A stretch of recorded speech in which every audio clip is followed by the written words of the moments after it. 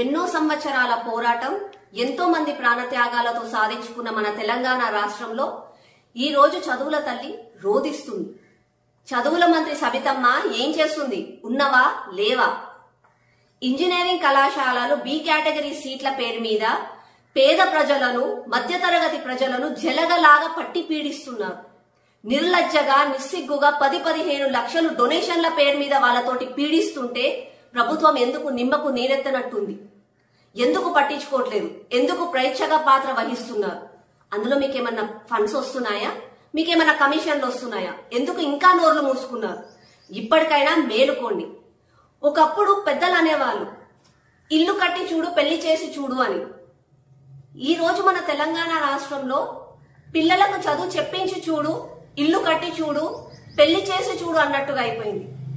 నరకం అంటే ఏమో తెలియని పేద ప్రజలకు నరకం అంటే ఇదేనేమో అన్నట్టుగా అనిపిస్తుంది. మన రాష్ట్రంలో గవర్నమెంట్ గైడ్ లైన్స్ ప్రకారం ఇంజనీరింగ్ కళాశాలలలో ఏ కేటగిరీ అంటే 70% సీట్స్ ఎంసెట్ ర్యాంకింగ్ పైన ఆధారపడి ఉంటుంది. మిగతా బి కేటగిరీ 30% సీట్స్ మాత్రం అక్కడున్న యాజమాన్యం, అలాగే అందులో ఉన్న ఫ్యాకల్టీకి బోనసులు రావాలి, యాజమాన్యానికి ప్రాఫిట్స్ రావాలి అని చెప్పి ఒక సదుద్దేశంతో ఏ కేటగిరీ వాళ్ళకి ఒక ఫీజు అయితే దానికి డబుల్ ఫీజు బి కేటగిరీ వాళ్ళని కలెక్ట్ చేసుకోవాలని చెప్పి గైడ్ లైన్స్ ఉన్నాయి. కానీ ఇది ఎవరు పాటిస్తున్నారు?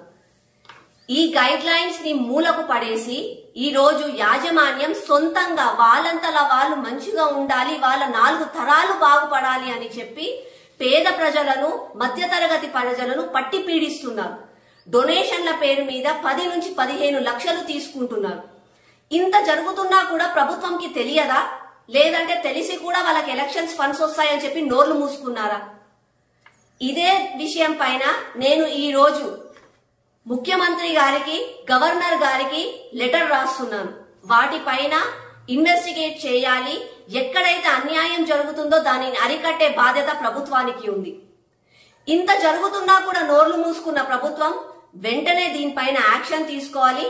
అలాగే పేద ప్రజలు, మధ్యతరగతి ప్రజలు రేపు పిల్లల భవిష్యత్తు గురించి ఆలోచించి రేపు రాబోయే అకాడమిక్ ఇయర్ లో ఇవన్నీ మొత్తం ప్రాఫిట్స్ ఇవన్నీ పక్కన పెట్టేసి ఇంజనీరింగ్ కళాశాలలు గైడ్ లైన్స్ ప్రకారంగానే ఆన్లైన్ లోనే సీట్స్ ఇవ్వాలి.